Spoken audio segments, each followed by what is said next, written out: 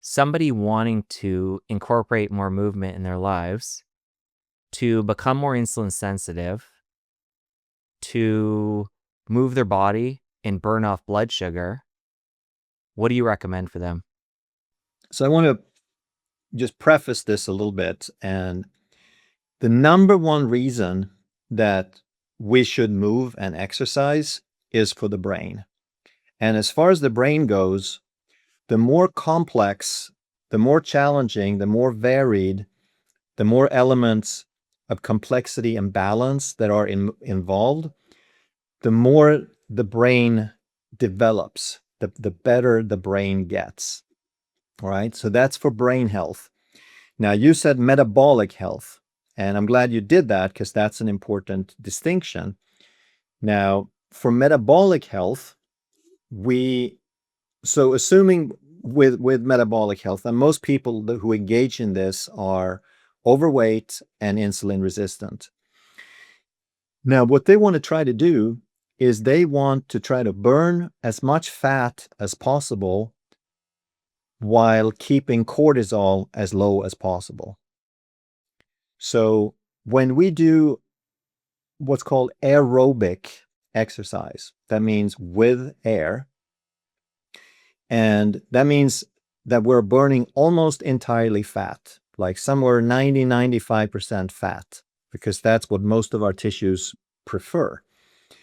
And when we work at a low enough level, which is usually about 60 to 70% of our maximum heart rate, then the body can easily provide enough oxygen to sustain this fat burning, which takes place in the mitochondria.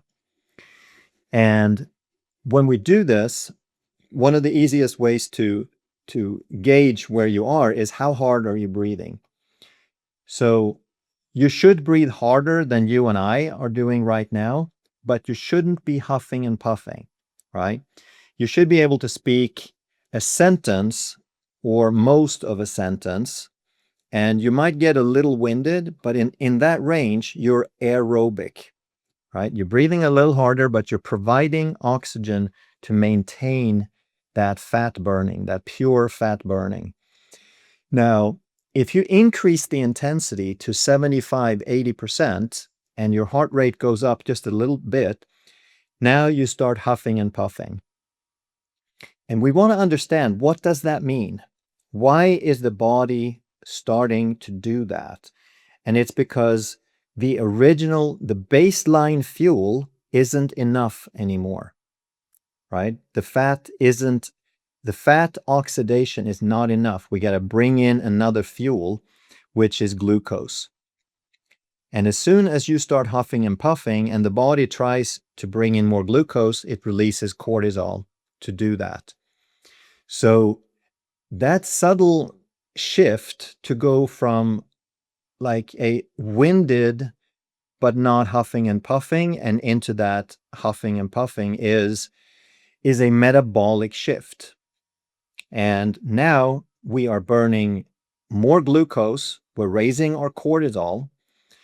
And if we do that for a very short time, like if there's a little hill there and we just do that for a minute, that's not a big deal. But if we try to push this for 30-40 minutes, we're in a gym class somewhere with a very excited instructor who tries to push us.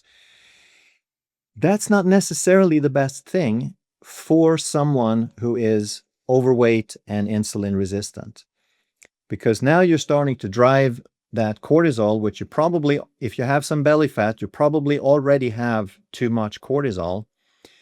And now that you went from burning almost exclusively fat to burning some carbohydrate, your body is going to want to replenish that carbohydrate afterwards, and you get cravings.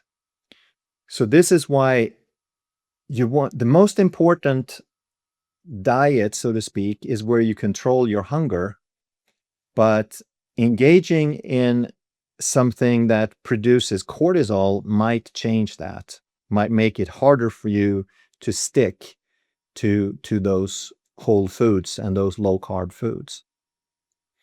So That's the first part. So we want to burn fat without triggering cortisol.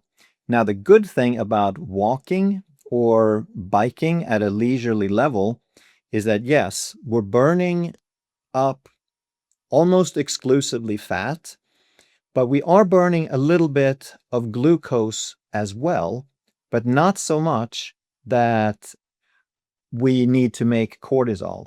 All right. And muscles, while they are working, will actually pull glucose out of the bloodstream at a modest rate, not like the cortisol rate, but a modest rate without insulin, right? So you're utilizing a small amount of glucose without the need of insulin. And that's another important side factor in this. You're burning mostly fat, you're using some glucose, but it does not require insulin. So you're still allowing your insulin to drop. If you're fasting or intermittent fasting, now you can do that without upsetting your body. You're burning the fat like you want. You're not stressing your body, so you go and crave carbs afterwards. And then another thing that I often say that you should add is just a tiny bit of high intensity interval training. So we want to do the low end of the intensity spectrum for hours, as much time as you have to dedicate to it, and motivation, do it. If you want to do 2 hours a day, that's fine. Then we go to the other end, which is the extreme max of the spectrum, and that's called high intensity. So here what's happening is you're pushing your body to its max for just a few seconds, like 15, 20 seconds. And now your heart rate goes through the roof, your cortisol goes through the roof, but it's only for 15 seconds, right? So very short term is not going to create a chronic problem. And the reason you want to consider this high intensity is that when you max out your body, when you push it to failure, you're challenging your body. You're saying, you got to get better. You got to become more of an athlete, because the state you're in right now isn't enough for the things I'm going to do to you. So in order to do this, when you max out your body to failure, basically, it increases your growth hormone by several fold, not like 5 or 10%. I forget the number, if it's like 300, 400%, something like that. And that growth hormone is also a little boost for fat burning, and that stays up for a few days. It declines gradually, but it stays elevated for several days. Somebody incorporating the latter, the high intensity, how often should they do it if they're healthy enough, obviously? And Yeah. how long per session? I say 15 seconds per interval. That could be 30 also.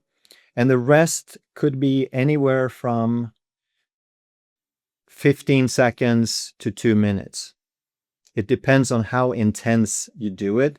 If you do a 15, 20-second rest, your performance is going to go down. You're going to get more and more tired, and you're not going to be able to like have the same speed or effort toward the later half of the workout. But that's not a problem unless that's what you're looking for.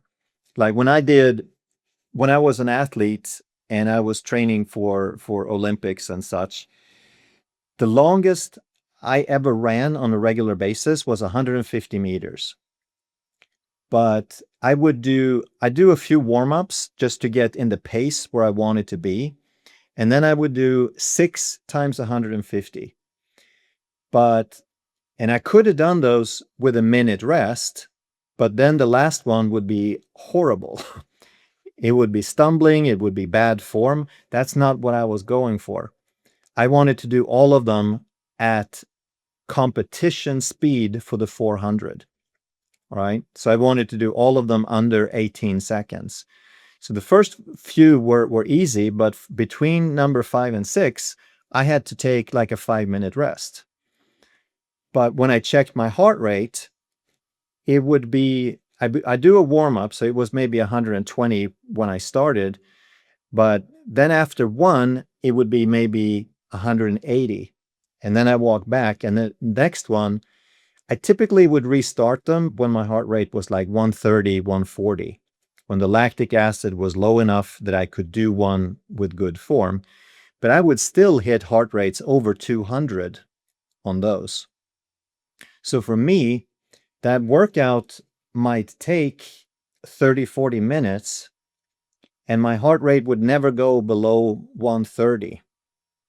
So it was like a pretty intense, and of course, that's not something you want to do if you're insulin resistant and 60 years old. I couldn't even think of doing that today.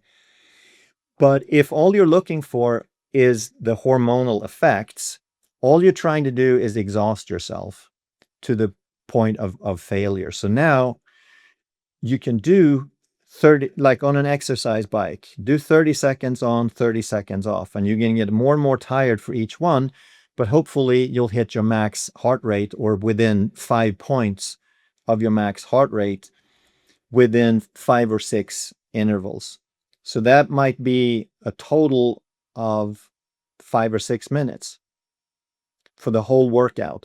And these you don't want to do more than twice a week, probably. If you're younger and an athlete, you might want to do them every other day, but you don't want to do this every day for sure, because they will break you down and you need time to recover between. Otherwise, you just continually go downhill. I want to come back to your time as an Olympian and talk about over all these years, all the learning you've done, diet-wise, exercise-wise. How different would it be with the knowledge you have now going back to that time?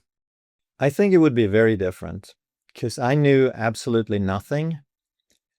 I was just the average guy when it came to nutrition. I read a few books and they told athletes that you should eat. That was like the zone diet and the whatever diet, and athletes should eat tons and tons of carbs. That's all we heard. And I did. And I probably ate 1,000 plus grams of carbs per day. And I was 3% body fat as determined in underwater tank weighing. We had some university near us that wanted guinea pigs, so we showed up. But I have favorable genetics, and I worked out 6 hours a day. So it didn't matter what I ate. I would not get fat. I would not put on excess weight. I had to work really, really hard for every pound of muscle that I added. And it took me years and years to add significant muscle. But it doesn't mean that was healthy food, right? Because there was a lot of processed grain, there was a lot of sugar in there. And if I had known better, I think with more meat and fat, I think, and more nutritious food, I think I would have had more stable energy. And I think that I would have had fewer injuries.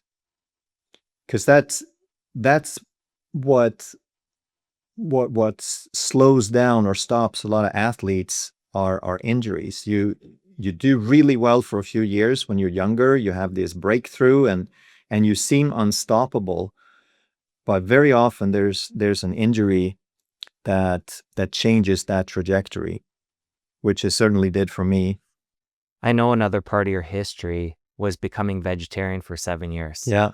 Was that after the Olympics? Yes. So that was when I started chiropractic school and I started learning about and taking an interest in the body and learning about different things. Then I read a few books, and not really knowing that much yet, I was convinced by a few bad arguments, and it just seemed like a good idea.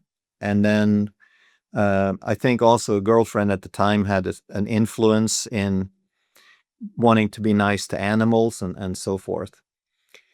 But I still remember one of the big arguments that the book made that was part of convincing me, and that was that, like, during World War II, when there was meat rationing, the rate of heart disease, the rate of chronic disease, everything went down. People got way healthier.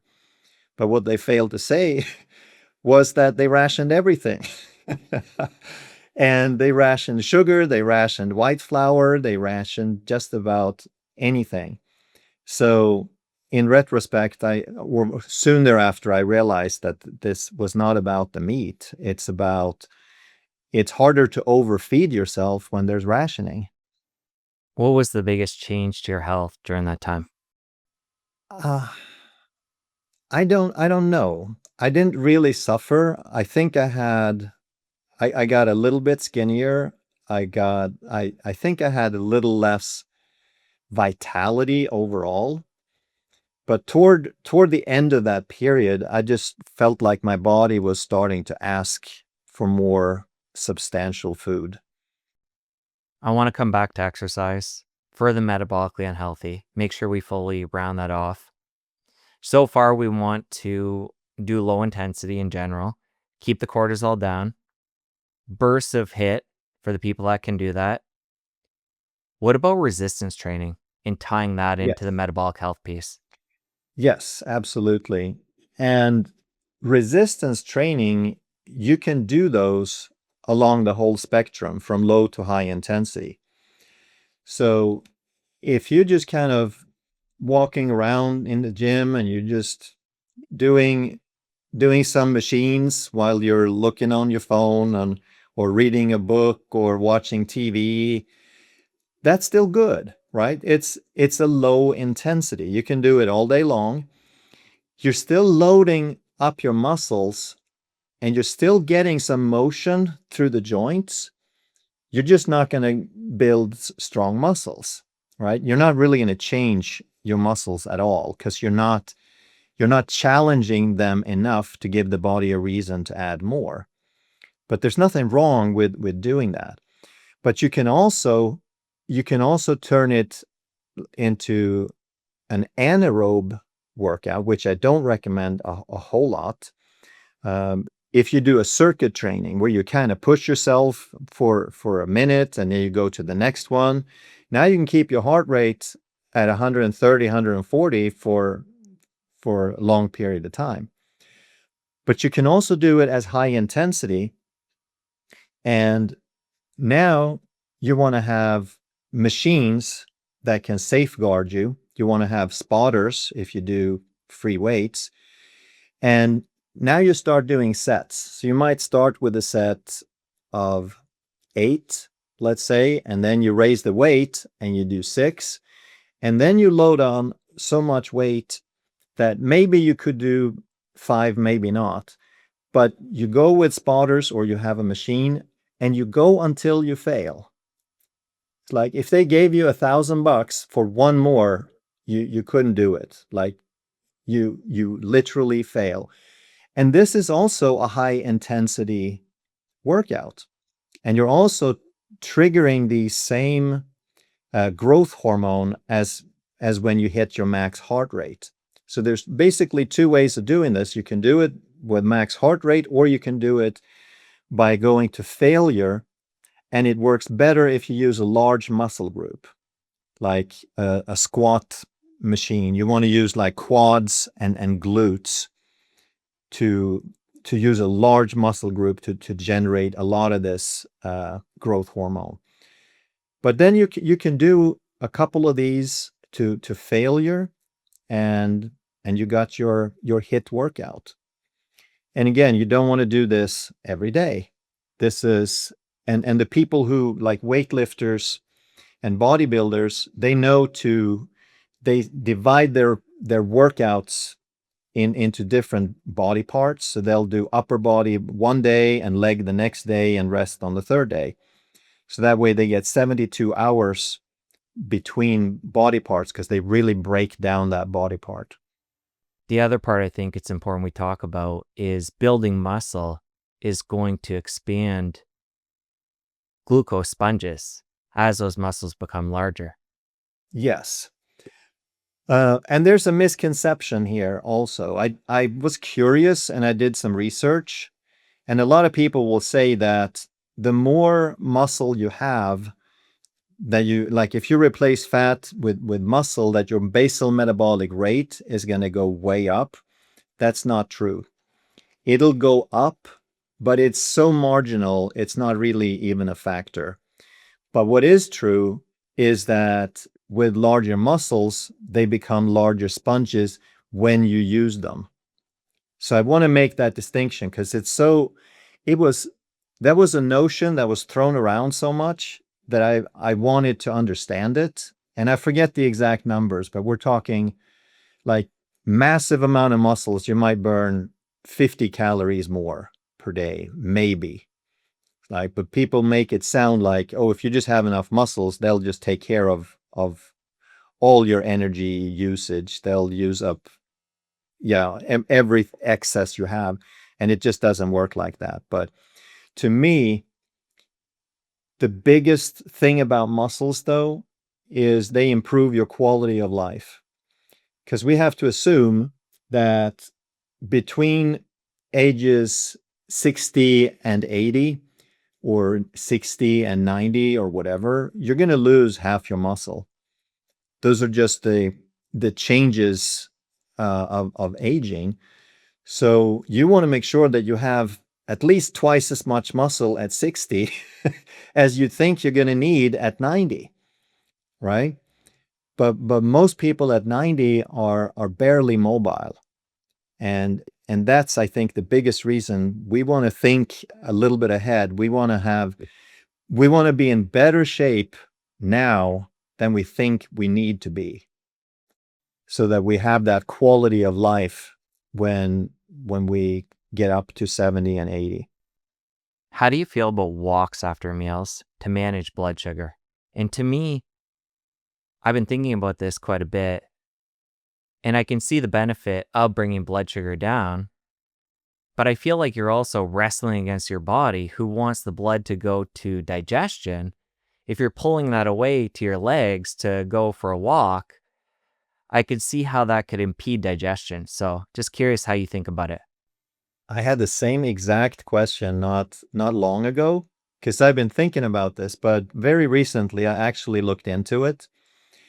And it's still beneficial to walk after a meal, because you want to keep it very leisurely. It's like no speed walking. You're not trying to accomplish anything here. You're just trying to get a little bit of circulation going.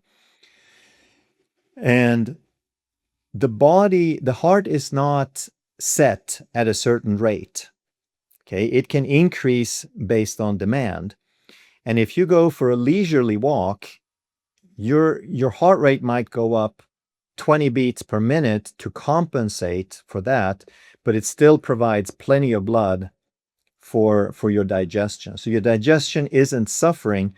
The heart is just increasing its productivity to provide for that additional activity. But again, it's a leisurely walk. It's not speed walking. We're not trying to exercise here. All right, good to know.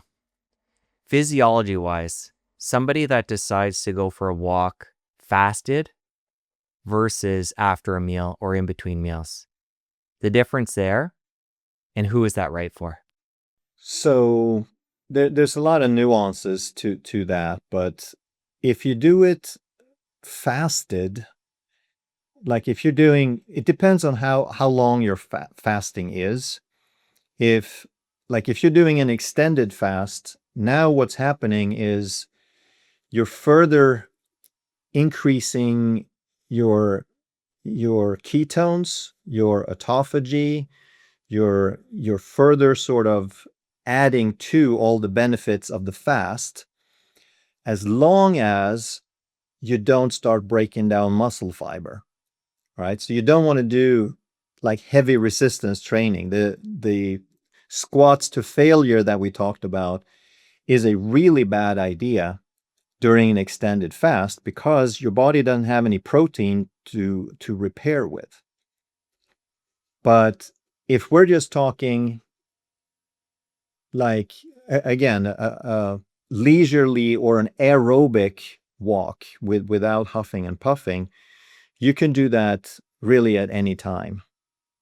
And if you fasted, you're going to increase those benefits of the fast. You're going to lower your blood sugar typically, unless you get into that cortisol range. And as long as you're kind of feeling relaxed about it. Since you made it to the end of this clip, I know you're going to love the full episode. Click here to watch. I'll see you over there. Basically, everything else you can think of gets worse with insulin resistance. That's why it's the #1 health problem. And we've never seen anything like it where the majority of